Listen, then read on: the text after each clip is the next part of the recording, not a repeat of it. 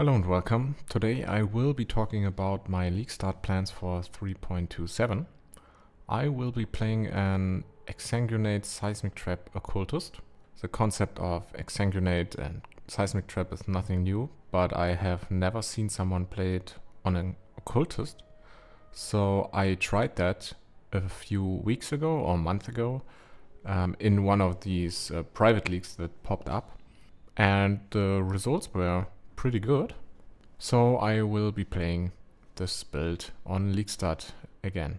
But why am I playing it on an Occultist, you might ask? Well, it fixes some problems. It gives easy wither, it gives another curse, it reduces or disables the life regeneration of enemies. Nice for Maven invitations farming. I am also able to steal Mistress of Sacrifice from Necro via the Forbidden Flesh Flame combo. And this gives me more skill effectuation, which is just really nice for Seismic Trap. And it also gives block chance via Bone Offering, which in turn gives me more energy shield because I'm also using Vial of Bastion from Occultist, of course. Like I said, I already planned this build a while ago, and I'm pretty happy that it almost didn't get touched by the patch notes. Sure, there are some minor nerfs, I would say, here and there, but I will talk about that more in the POB section of the video. Another pro for this build is also that the league mechanic seems to require clearing and bossing, and both of these aspects are solved by the build because Exsanguinate, of course, is great for mapping, and Seismic Trap is great for bossing, at least if the bosses don't move around too much. But if the breach bosses are still the same as they were in the last, well, patch, I'm pretty sure that they are still not moving around as much, so it should be fine. So they are not teleporting like Maven or something. That's it for the intro, and now we will jump into the POB section. So, the POB. This is what the tree should look like when I reach endgame, really high investment endgame. And I would say it's pretty self-explanatory, right? We start Witch, we get some damage over time here, because I really want this mastery for duration of ailments and skill effectuation. Both are really good for Seismic Trap. Then here, Unnatural Instinct and Light of Meaning for chaos damage. Physical damage would be almost as good, so if the chaos damage one is way too expensive or double the price, I don't know, then I could also use the physical one, but at the end chaos is better. Then Frenzy Charge Sustain, these nodes are really important. That's also why this cluster setup is kind of given, that I'm of course gonna use that one. And that's also why the Witch start isn't that bad, or yeah, it's not that bad to have to start over here, because first of all I get the cluster here, because that one is also sometimes really hard to reach, and we get enough int nodes to use some tattoos, like poison tattoos and hinder tattoos. That is nice for withering presence, because hindered enemies deal reduced damage over time. Sure, it's right now only 10%, but if I get a little bit more int on my gear or somewhere, then I can use another one or maybe two. Then the cluster setup, it's just a normal chaos 8.3 notable cluster setup, nothing special.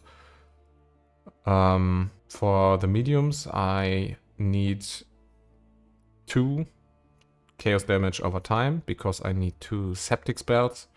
And Circling Oblivion is just great. Duration of ailments, again, poison really benefits from that, and damage over time. 25%, it's not a bad notable. The masteries of traps are flexible, I would say. The traps cannot be damaged as needed, okay.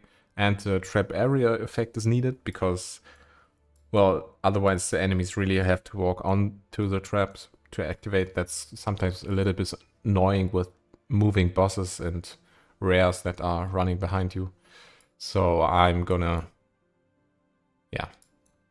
use these two. And then the third one is flexible, 8% chance to trigger traps again. It's nice. It isn't even calculated in the damage, so it could be a little bit higher, but it's, yeah, not happening that often. The recover from life is also nice. If I notice, okay, I'm always dying from chaos damage or something, then I could use that one. For additional traps, throwing is not that good because Seismic Trap just throws them all out. And 5% chance isn't even that good. And the additional traps placed at a time, it's not that good. I would rather use that one and be happy with that. Yeah. And other than that, we get more poison chance here, skill effect duration. This one, of course. Yeah, that's it. Oh yeah, these two are pretty important, I would say, because the recovery on trap builds is sometimes lacking. Sure, with Saboteur and the life regen here is not that hard, but on Occultist it's kind of annoying. Then we go over to the item section. I have a trigger dagger because of the requirements with +2 and chaos dot multi and trap damage. It's used for my Bone Offering and Desecrate, because with that and Mistress of Sacrifice we get a lot of EHP. Yeah, we could take that one out. And as you can see, if we have Mistress of Sacrifice, our effective hit pool goes down by a lot. Sure, it's with block, it's sometimes a little wonky. It's inflated, the number, the EHP number, but it is a lot of defense, yeah. Like, I lose a lot of block chance. And because we have so much block chance, we use Recover Energy Shield on block. Shield?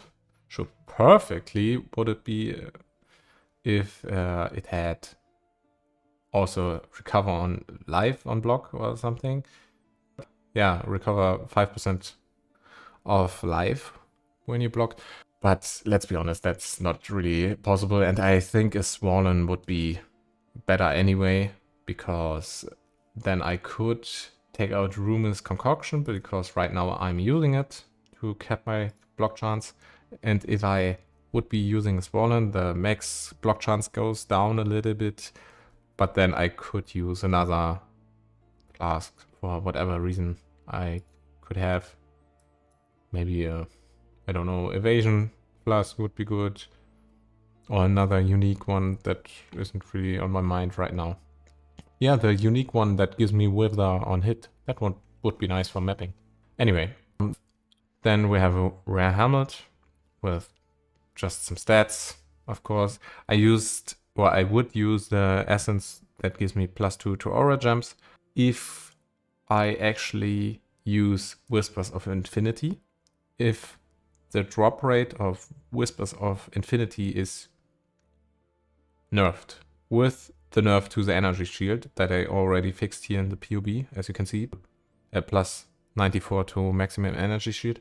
If that's the case and the amulet is really rare or really expensive because it only drops from Ubers, then okay, it could get cheaper on day 5 or something, but before that, whatever.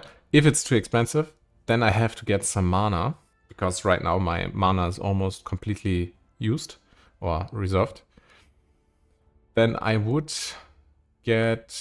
craft this with mana reservation efficiency and get some more reservation efficiency somewhere else, and maybe then I will be able to use my Seismic Trap again. And if that's not enough, then I have to do something with my auras, maybe take out Flesh and Stone and replace it with a low level Clarity. I don't know yet. That's kind of what I do on leagues, that I just try out a bit and see where the road takes me. Then my chest would be a double ganger, guys, with +2 to socket gems because of Empower, and +2 to AoE or duration or trap gems. That's not really that important. Why that one? Because our Fizz Maxit and Chaos Maxit is really low, or at least lower in comparison to everything else, and then I don't really want to die to Fizz or Chaos, so I'm using that one. Gloves, these are the ones, or this item is where I would put my Exsanguinate then, because of course we don't use the Deerstalker in our endgame setup, even though they can be used for quite a while. Yeah, and that pair will be quite expensive to make. No, that one. Okay. Do you want to show me the gloves again? Do I have to go down here and... Okay. Yeah, here it works. Level 21, 25 trap, of course, because we want to use Exsanguinate as trap, and then Chaos dot multi would be probably what I want as well. So I use an Awakener Orb and throw 2 items together and get a good item, hopefully. Well, we will see. But yeah, I will show you that in my progression videos anyway. Then the boots, again, it doesn't show it. Oh yeah. Again, just stats. I will be, or I would be using Cannot Be Poisoned Essence because, well, my life pool is really low and I don't want to die to poison. And then it also has action speed because that's nice, and cooldown recovery for Seismic Trap again. And other than that, just good stats. Suppress and stuff. Then Whispers of Infinity. Like I said, if it's too expensive, too rare, whatever, I'm gonna use it +2 probably and get a minus mana cost on it and maybe some dot multi. That's probably the play here. Or just to make it really easy, get a replica Dragon's Fangs Flight. But to be honest, I would rather just use Whispers of Infinity because that's an easy fix for the mana problems. Then Ming's Heart, again it doesn't show here. Yeah, it's just too good not to use, even though the reduced maximum life and reduced maximum energy shield is bad, but the first is extra chaos is too good. And the chaos res, it has a lot of chaos res, and with that and with the ring presence, I'm almost res capped. I think there's one other item where I had res on it, but yeah. The other ring would be an Iolite ring, crafted again with essence. This time the damage over time multiplier would be ideal. It's pretty hard to get the exact ring, of course, but I need strength. For example, Mission Stone or Shield Charge. Sure, I could use a lower level one, but then I would be slower. Exsanguinate needs 100 strength, so yeah. You could also use a heist base, so the suffixes are better. So actually it would give more dot multi, but I think the Iolite ring is just easier to craft because you buy 10 rings, throw 10 essences on it, or not on the same ring, but on each ring, and then you take the best one and sell the 9 other ones, and they will maybe sell at least like 4 of them. Maybe you make even profit while crafting. Then we have a Mage Blood. Like I said, it's the end game setup. Yeah, that's the setup that I want to have after a week or 2. I don't know, depending on how expensive some of the items are. The Mage Blood, with some nerfs to farming, it could be that the Mage Blood is actually more expensive than last league, but we will see. And then I'm just using flasks to get res and speed, and like I said, 1 more flask here.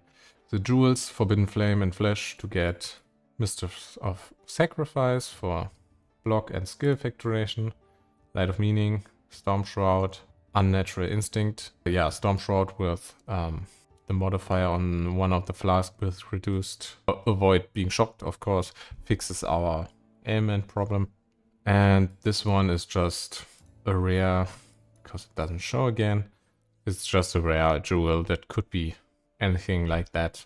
I don't know if I get such a perfect one, you could say, but we will see.